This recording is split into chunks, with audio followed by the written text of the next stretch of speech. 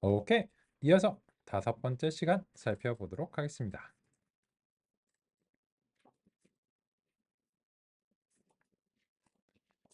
이번 시간은 40분간 진행하고요. 3시 10분부터 30분까지는 20분간의 빅브레이크를 한번 갖겠습니다.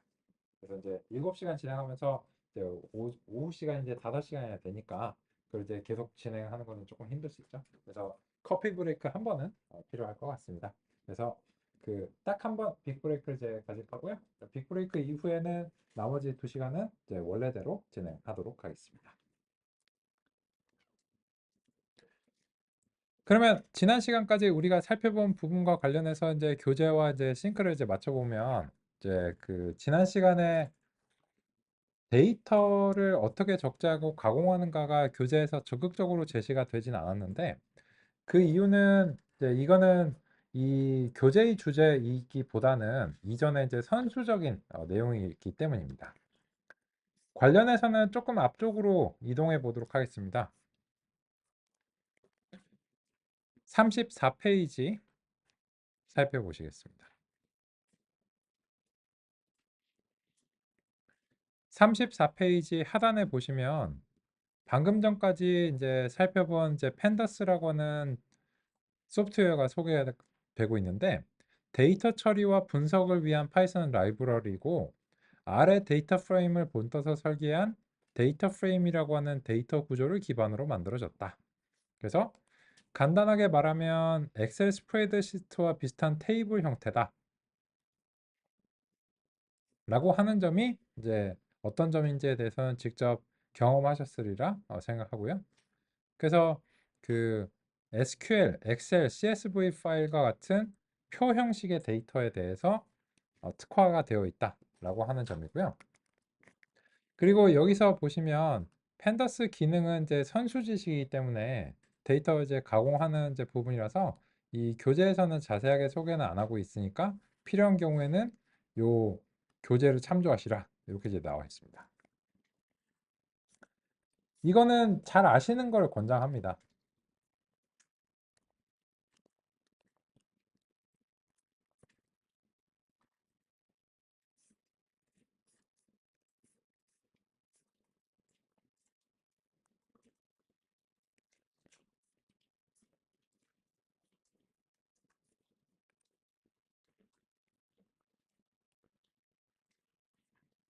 요거는 제가 그 굳이 뭐 이렇게 어떤 교재에 대해서 뭐 홍보하고 뭐 이럴 필요는 없다고 이제 생각하거든요. 요거죠. 근데 이제 일단 그 요게 이제 2판인데 요게 이제 절판이 됐고 이와 관련해서는 이제 여러 가지 이제 다른 이제 효과적인 이제 교재가 이제 있다고 생각합니다. 3판이 아마 있을 거예요. 3판. 3판이 이제 그 현재 이제 최신이고요. 이걸 이제 말씀드린 이유는 뭐냐면 그 제가 2013년에 멀티 캠퍼스에 이제 소위 말해서 데뷔했을 때 이 과정을 제가 만들어서 이제 들어왔거든요. 당시에 이제 빅데이터를 위한 파이썬이라는 제목으로 이제 했고 그 애정어린 명칭으로 이제 빅파이라고 부르는데 그때 이제 그때쯤이 요 펜더스 그 소프트웨어가 만들어진 때로부터 멀지 않아요. 얘가 이제 2011년에 나왔는데 제가 이제 2013년에 이제 소개하면서 이제 강의 처음 시작하게 됐고, 이제 지금은 제가 직접 진행하지는 않는데, 요 빅파이 과정은 아마 이제 그 잘 진행이 되고 있을 겁니다. 그래서 이제 해당 과정 참조하시면 이제 되겠습니다. 가끔씩 이제 이거 그 뭘 보고 이제 알아야 되냐 이런 그런 그 논의를 주시는 경우가 있어서 잠깐 이제 안내 드렸고요. 그래서 이제 여기서는 교재에서는 그냥 아주 간단하게만 그 안내를 드리고 있고 이 교재를 보시고서 방금 전에 이제 펜더스와 관련된 기능을 이제 아시기는 대단히 부족합니다. 그래서 그냥 뭐 대강 이런 건데 아시죠? 이런 느낌으로 이제 했고 우리는 그거보다는 조금 더 상세하게 살펴봤습니다. 그러면 이제 데이터에 대한 얘기로부터는 조금씩 벗어나 보려고 하겠습니다. 그러면 우리가 논의를 마무리한 곳이 43페이지 여기까지입니다.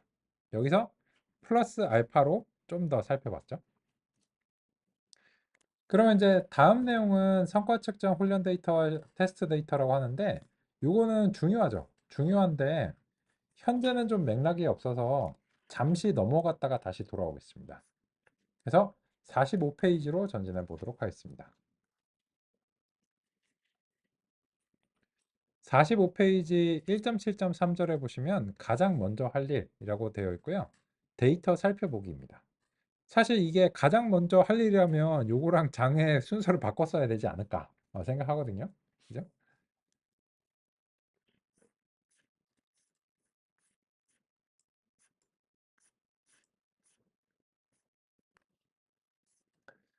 이런 거를 뭐라고 부르는가? 뭐 심지어 이름도 있어요. 탐색적 데이터 분석이라고 합니다. 줄여서 EDA라고 부르겠습니다. Exploratory Data Analysis. 줄여서 이제 EDA인데 이거 뭐 정신사납게 얘가 왜 이렇게 왔다 갔다 하냐 이렇게 이제 하시면 요거는 탐색적 데이터 분석이 그냥 여기서 어딘가에서 끝나는 게 아니고 중간중간에라도 적용이 돼야 될 수 있기 때문에 전체 과정에서 종종 필요할 수 있다라고 하는 점인데 보통 일단은 데이터를 수집하고 가공하는 과정에서도 탐색적 데이터 분석이 필요하고 가공하고 나서도 탐색적 데이터 분석이 이제 필요한 편입니다. 그래서 같이 한번 살펴보도록 하겠습니다. 그러면 45페이지에 이제 해당 부분 이제 보시면 첫 번째 문단을 같이 살펴보겠습니다. 머신러닝 모델 만들기 전에 머신러닝 없이도 풀 수 있는 문제냐? 그거를 어떻게 판단해야 될까요? 지금으로서는 잘 모르겠고요. 필요한 정보가 누락되지 않았는지 데이터를 조사해 보는 것이 좋다. 이런 점이고요. 그러면 이제 필요한 정보가 누락되지 않았는지와 관련해서는 이렇게 이제 말씀을 드리는 게 좋을 것 같습니다.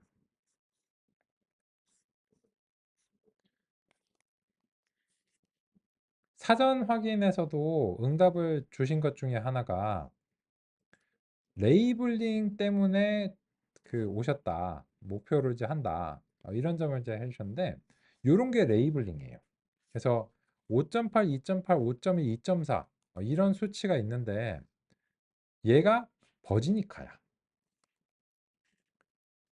얘 이런 것들은 벌시컬러야. 이런 것들은 세터사야. 이런 것들인데 이런 거를 레이블링이라고 부릅니다. 그리고 종종 이 레이블링은 우리가 해줘야 됩니다.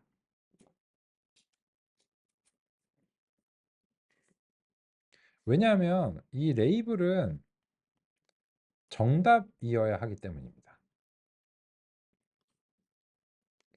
정답이 뭔지를 우리가 알려줘야 돼요. 이 알고리즘한테. 근데 만약에 이 레이블링이 준비가 안 돼 있다. 그냥 데이터만 있다. 이런 경우에는 아예 못하는 경우도 있고 제한이 있는 경우가 있습니다. 그래서 이제 레이블링이 없는 경우에 할 수 있는 것은 이제 비지도 학습이라고 하는 활동은 할 수 있는데 레이블링이 있어야 되는 경우에는 지도 학습이라고 불리는 그런 유형의 알고리즘들을 사용하시고자 한다면 레이블링이 없으면 안 돼요. 그래서 만약에 이게 없다. 근데 데이터가 1000만 건이에요. 그러면 그냥 못하는 겁니다. 지도 학습은. 그죠? 그래서 이제 이 교재에서 얘기하는 이제 부분 중에서 필요한 정보가 누락되지 않았는지 중에서 종종 많은 경우에 이제 레이블 자체가 이제 있느냐 이런 거를 이제 제일 먼저 따지셔야 됩니다.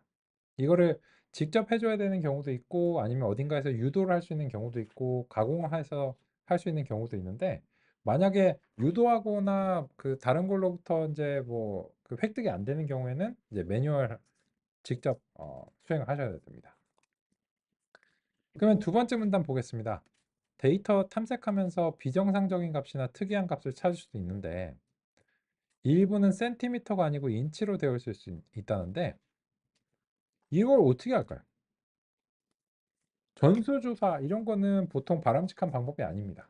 그게 100만 건, 1000만 건이 되는 거를 우리가 직접 다 볼 수는 없잖아요. 그래서 종종 많은 경우에는 이제 통계적인 분석을 하는 그런 기법을 이제 씁니다. 그래서 우리의 지금 주제는 탐색적 데이터 분석으로 잡고 같이 살펴보도록 하겠습니다.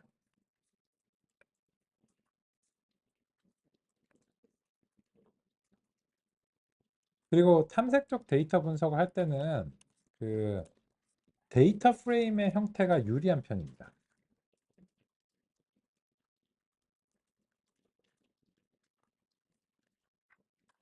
그런데 아까 우리가 아이리스 데이터를 이렇게 구성을 해놨잖아요. 그죠? 그러다 보니까 이 체계로 조금 편입을 시키고 싶어요. 그래서 아이리스의 프레임이라고 하는 것에 우리의 부고표를 할당하겠습니다. 그리고 앞으로는 이제 이 체계 속에서 꺼내 와서 살펴보겠습니다.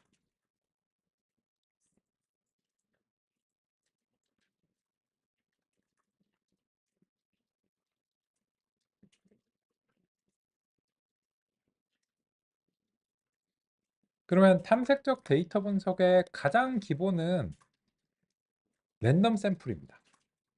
그래서 일부 표본을 랜덤하게 이제 조금 이제 몇 번 실행해 갖고 이렇게 보는 겁니다. 오, 뭐 세토사랑 벌시컬러랑 뭐 이런 게 있구만. 이런 식으로 약간 감을 잡는 겁니다. 그런데 그것만으로는 전체적으로 이제 알 수 없는 경우가 있기 때문에 이번에는 좀 통계적인 기법을 활용해 보겠습니다. 프레임에서 describe라고 하는 어, 기능이 준비가 되어 있습니다.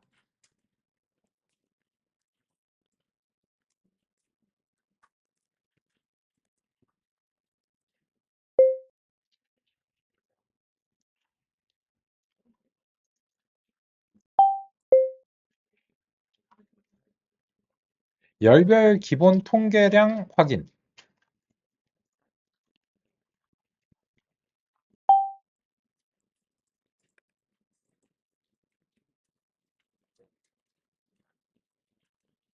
이런 기능들은 이제 넘파이에서도 당연히 할 수는 있는데 일부러 상당히 구현을 많이 해야 됩니다. 그런데 데이터 프레임에는 describe 같은 이런 편의 기능들이 있기 때문에 기본 통계량을 확인하는 게 상당히 용이합니다. 근데 보시면 이게 이제 쓸데없이 좀 소수점이 너무 상세한데 이런 것들은 그냥 뭐 나누기 같은 걸 수행하다 보니까는 어쩔 수 없이 이제 이렇게 나오는 건데 그래서 이런 경우에도 라운드라고 하는 것을 통해서 소수점 한 두 자리 정도까지만 봅시다. 이렇게 해상도를 조정하는 게 가능합니다. 그래서 이런 식으로 이제 보면은 이제 불필요하게 그 소수점이 길어지는 걸 방지할 수 있고요. 그래서 가독성을 증진시킬 수 있고 반올림을 기본적으로 합니다. 보시면 되고 이걸 이제 왜 했냐라고 하면 각각을 보겠습니다. 이 카운트는 개수입니다. 그래서 총 150건이 있잖아요. 그래서 이제 그 카운트가 150건이 있는 거고 요 평균과 표준 편차가 이제 나오는데 열별 평균과 표준 편차가 나오는 것을 확인할 수 있습니다. 그리고 나서 이제 최대값, 최소값 그리고 사분 범위에 각각 이제 백분위수 값들이 나오는 것도 확인할 수 있습니다. 야, 근데 이걸 왜 했다고? 요거를 이제 보면서 이 범위를 크게 벗어난 값들이 있는지를 좀 확인해 보자는 거죠. 예를 들어서 이제 비교할 만한 게 이런 점이죠. 평균값이랑 중앙값은 좀 다르죠. 얘는 이제 미디언이잖아요. 요거는 평균하고 정의가 다르죠. 근데 만약에 이걸 보면서 요 값들이 비슷하면은 뭐 그냥 분포가 어느 정도 이제 극단적이지 않은데 이 세 번째 속성처럼 3.76이랑 4.35처럼 이게 상당히 다르면 뭔가 그 분포가 편중되어 있다는 것을 시사하는 편이죠.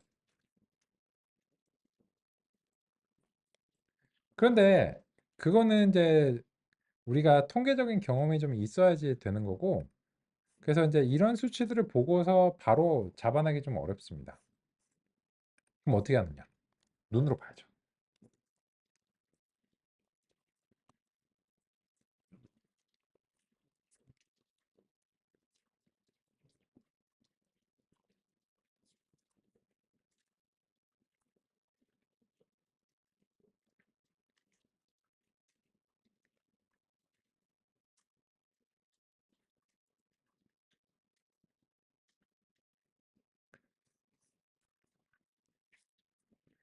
방금 전에 요 describe라고 하는 것을 통해서 수치로 확인한 것을 시각적으로 표현하고자 할 때는 요 상자 그래프가 대응하기 좋은 것 같습니다.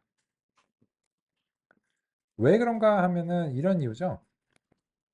이 상자 그래프의 이것은 맥스 값이고요. 요것은 이제 민 값입니다. 그리고 여기는 75%, 요거는 25%, 그리고 이것은 50%. 그래서 이제 이거를 보면은 이제 사분범위의 이제 중앙에 있는 값들이 여기 있는데 거기에 비해서 이제 맥스 값이나 민 값들은 좀 꽤나 멀리 있다는 사실을 알 수 있어요.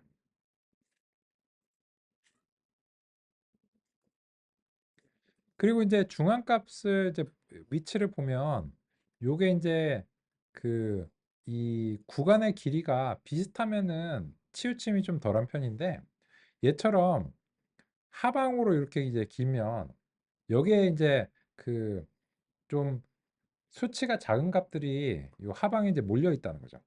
그죠? 그래서 이제 평균하고 중앙값이 이제 상당히 차이가 나는 경우가 종종 이런 식으로 이 둘의 이제 크기가 다른 경우에 이제 그렇습니다. 근데 이런 얘기를 왜 한다고? 왜냐하면 우리가 이제 그 기계학습을 통해서 수행해야 되는 데이터가 뭔가 문제가 있는지를 확인해야 된다는 거예요. 근데 요 동그라미들이 뭐냐?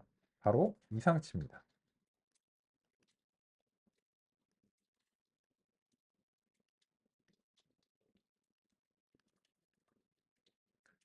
영어로는 아웃라이어라고 부르죠.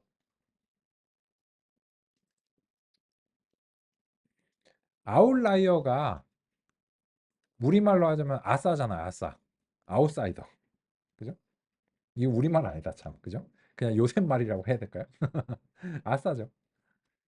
근데 이 아싸가 두 개가 있죠. 정말 비정상인 경우가 있고요. 비정상은 아닌데 좀 특이한 경우가 있죠. 그게 무슨 말이냐면 예를 들어서 남들은 연봉을 뭐 한 1억 정도 받는데 혼자서 100억을 받아. 불가능한 건 아니죠. 그죠? 근데 그런 사람은 많이 없잖아요. 보통. 그러면 이거는 비정상은 아니에요. 자본주의에서는. 근데 그 정교하게 뭐 일주일에 40시간 내외로 근무를 하는데 연봉이 10만 원이야. 이건 비정상이죠. 그죠? 이거는 뭔가 잘못된 거잖아요. 그냥 얘가 사실은 달러로 받는데 원화로 잘못 표현이 됐다든지 이러면 그럴 수 있잖아요. 우리랑 공이 두세 개가 다르니까. 그죠? 세 개가 다르니까. 그래서 이게 그 10만 원을 받으신 게 아니고 10만 달러를 받으셨다고요? 그거 잘못됐네요. 그 통화가 잘못됐네. 원화가 아니고 달러로 표기해서 그러네. 그런 경우에는 단위가 달라서 그런 거잖아요. 그죠? 그래서 그런 경우에는 이제 데이터 자체가 이제 잘못 기입이 된 겁니다. 근데 지금 보시면 이상치들이 이렇게 이제 표현이 됐는데 그러면 이게 특이한 건가 아니면 비정상인가 이거는 우리가 판단을 해줘야 됩니다. 그러면 얘네들이 왜 이상치로 나왔는지 자체에 대해서 우리가 이제 같이 확인해 보겠습니다. 그러면 지금 보시면 두 번째 열에 대해서 지금 문제가 생겼거든요.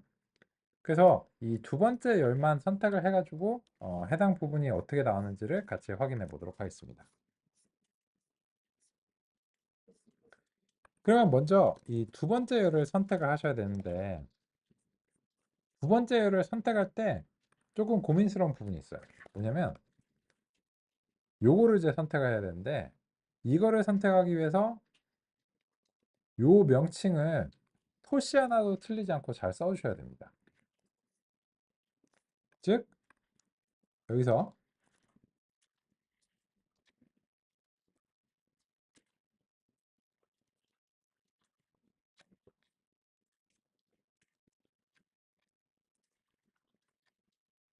띄어쓰기도 틀리면 안 돼요. 그죠?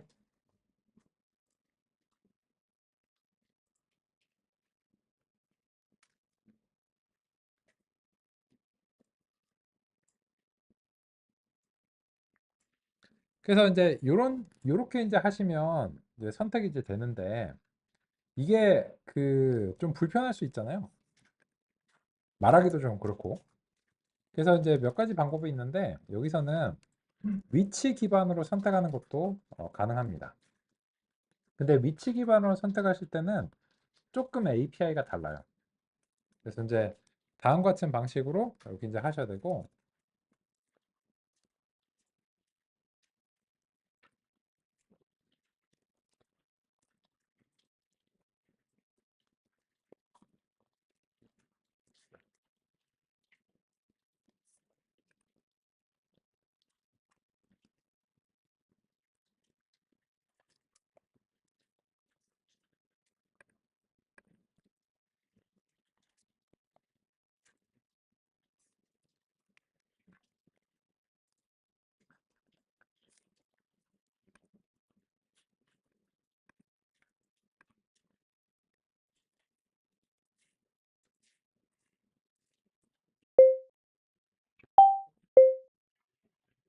데이터 프레임의 열 선택은 여러 가지 방법이 있습니다.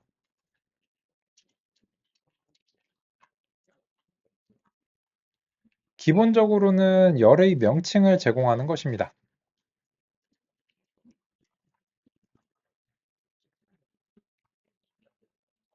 필요한 경우에는 위치에 따라서 열을 선택하는 것도 가능합니다. 다만 이런 경우에는 열의 명칭을 선택하는 것에 비해서 다른 API를 사용해야 하는 것을 유의합니다.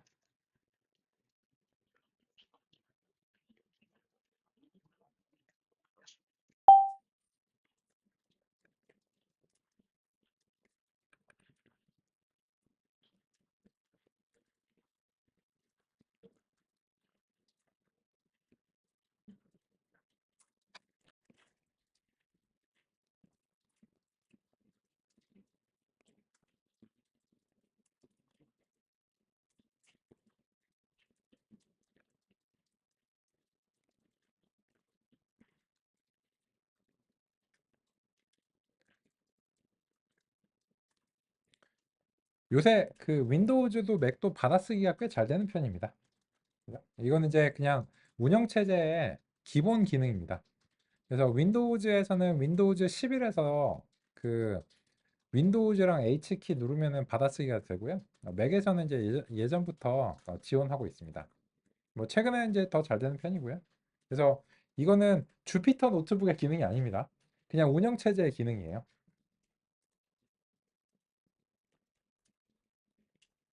요새 운영체제는 뭐 거의 대부분 받아쓰기를 이제 지원하기 때문에 그렇고요. 혹시 뭐 애플워치나 뭐 이런 거 사용하시면 그 문자 같은 거 그 말로 받아쓰기 해가지고 보낼 수 있다는 건 뭐 잘 아시죠?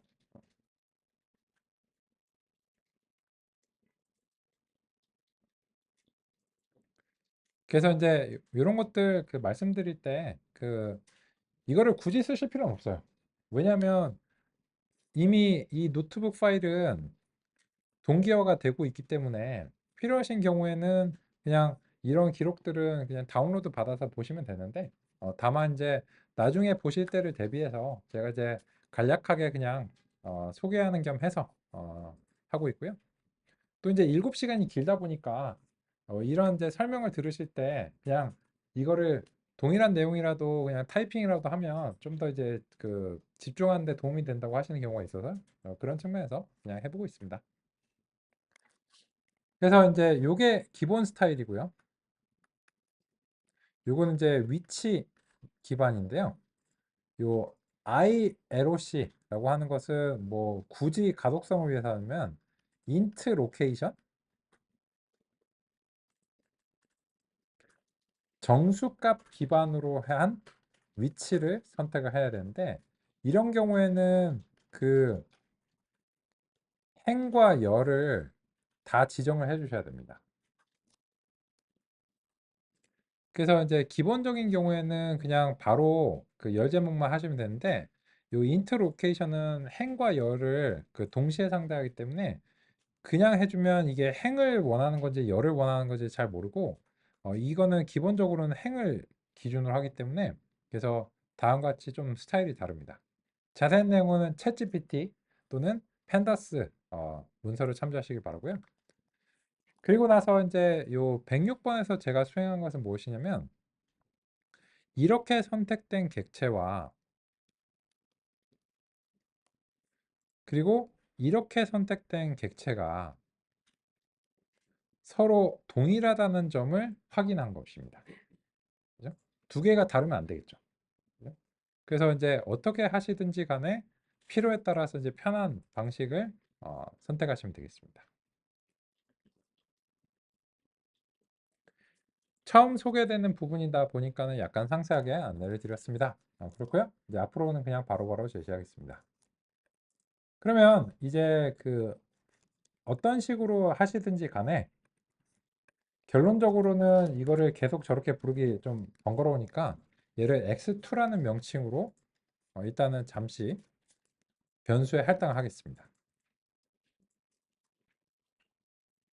그리고 나서 x2에 대해서 우리가 이제 이상치가 어떻게 되었는지를 확인하기 위해서 다음과 같이 이제 획득해 보겠습니다. x2 자체는 이제 하나의 열이지만 얘도 디스크라이버가 가능합니다.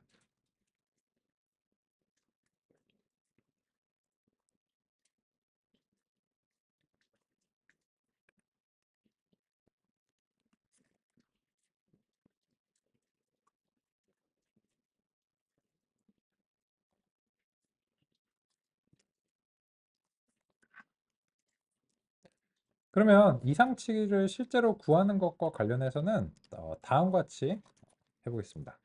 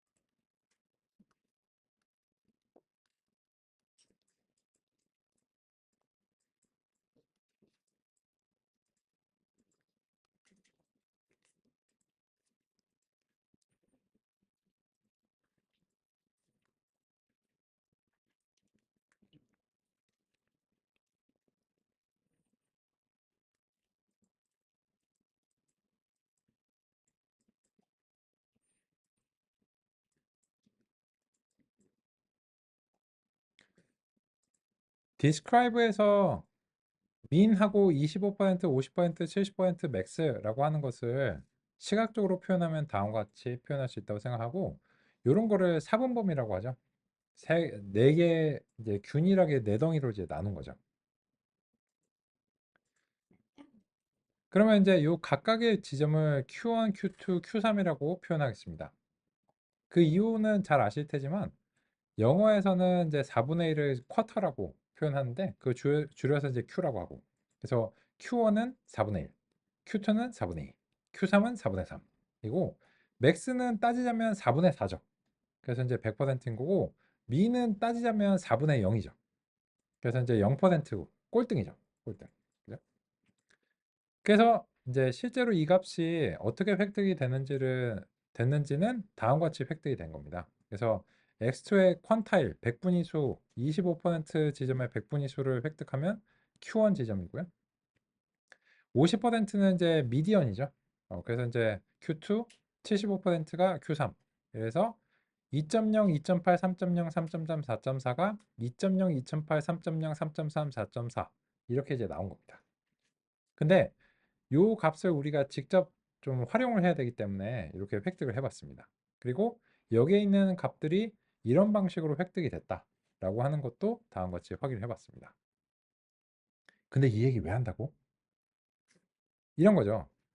4분 범위를 얘기를 하는 이유가 뭐냐면, 보통 여기 중앙에 있는 요 Q1부터 Q3까지가 통상적인 범위죠.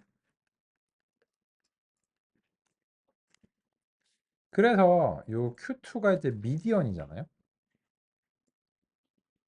중앙값. 예를 들어서 내가 이제 연봉을 받았는데 그 다른 사람들하고 이제 통계적인 걸 비교해 보니까 내가 요 구간이에요. 내가 받은 연봉이. 아, 그러면은 하여튼 뭐 남들과 비슷한 구간이구만. 그죠? 근데 이제 요 중앙값보다 이제 그 높으면 하위 절반보다는 내가 더 받는구나. 혹은 요 아래 있으면 아, 내가 하위 절반에 속하는구나. 이렇게 이제 생각할 수 있는데, 요 구간에 있으면 뭔가 비정상적인 건 아닐 가능성이 높아요. 그냥 통상적인 범위구나. 비슷해. 그런데 이쪽 구간에 속하기 시작하면 조금 기분이 안 좋아요. 그죠? 뭔가 이상한데? 남들에 비해서는 너무 좀 덜 받는 거 아니야? 뭐 이런 거고, 이쪽 구간에 속하면 아, 기분이 좀 좋아. 통상적인 것보다는 더 많이 받는 거야. 예를 들어서. 그러니까 요 구간에서 멀어지기 바깥으로 나가기 시작하면 약간씩 통상적인 것에서 멀어지는 겁니다. 좋든 나쁘든. 그죠? 근데 여기서 이제 많이 멀어지면 어떻게 될까요?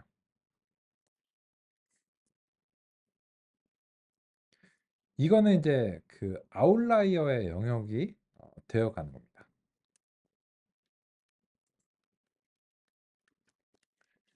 그래서 보통 이제 그 이상치를 뽑을 때는 이런 사분 범위의 요 중앙에 Q1부터 Q3을 통상적인 범위로 보고, 이걸 기준으로 해서 여기서 많이 벗어나기 시작하면 이거는 약간 이상하지 않냐 라는 식으로 보통 이제 얘기를 하는 편입니다. 그러면 이제 요 범위를 벗어나면 바로 비정상이냐, 그렇게 말하는 거는 좀 가혹할 수 있어요. 그렇기 때문에 여기서 어느 정도 허용치를 줍니다. 그래서 이 통상의 구간의 크기를 먼저 구합니다. Q3에서 이제 Q1을 빼는 것을 그 통상 범위의 구간이고, 종종 이제 통계에서는 IRQ라고 부릅니다.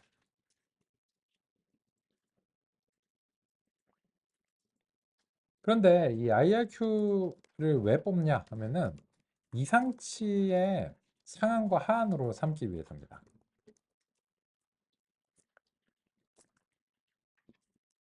Q3에서 이 IRQ만큼을 더했는데도 그거보다 넘어가기 시작하면 좀 이상하지 않냐.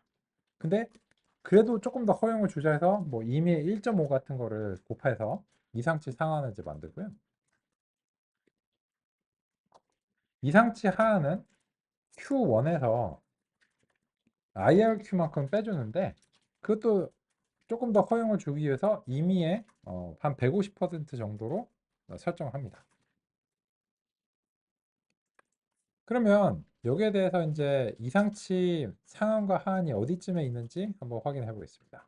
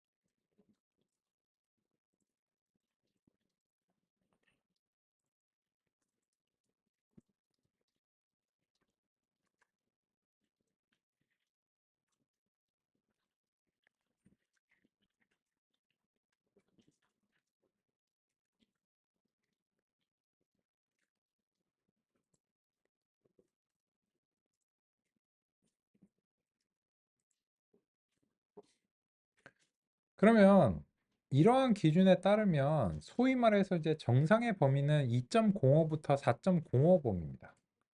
근데 이런 기준에 따르면 x2의 그 최소값인 2.0은 비정상의 영역에 들어갈 수 있습니다. 이상치의 영역, 비정상이라기보단 이상치의 영역으로 들어가고 4.4 같은 경우에도 이상치의 영역으로 들어갑니다. 이거 너무 큰 거 아니야?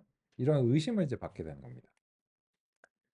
그러면은 이제 실제로 이런 기준에 따라서 그 구해지는지 한번 확인해 보겠습니다. 네. 요 x2와 이상치 먼저 이제 이상치 하한보다 작거나 작은지 여부를 다음과 같이 하는데요. 논리 연산도 기본적으로는 원소별로 수행되는 것을 확인할 수 있습니다. 그러면 이게 일종의 필터처럼 동작합니다.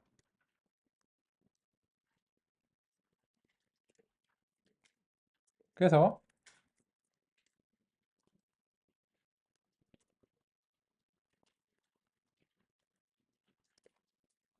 이런 식으로 한번 적용해 보도록 하겠습니다.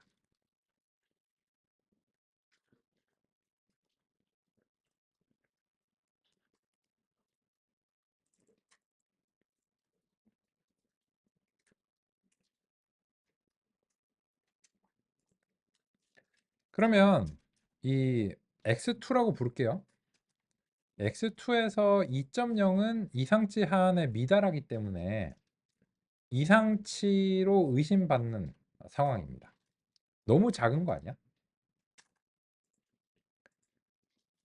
그런데 이상치 상한보다도 더 큰 경우가 있을 수 있잖아요. 그래서 이제 5월 연산을 이제 수행하도록 하겠습니다.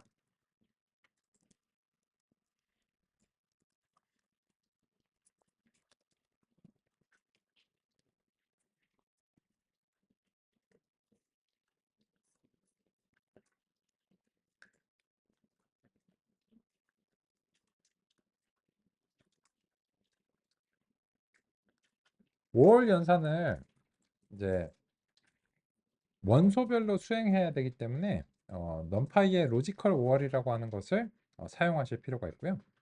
이제 이거이거나 또는 이거이거나 이런 경우고, 그래서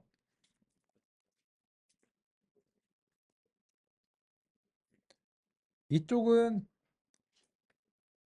너무 큰가 라고 하는 의심을 받는 거고요. 이쪽은 너무 작은가 라고 하는 의심을 받는 거고, 총 4개의 표본이 다음과 같이 이상치로 의심을 받고 있습니다. 그리고 이렇게 뽑힌 겁니다. 우리는 안내드린 대로 20분간의 빅브레이크를 갖고 다시 3시 30분부터 이어서 살펴보도록 하겠습니다. 빅 브레이크.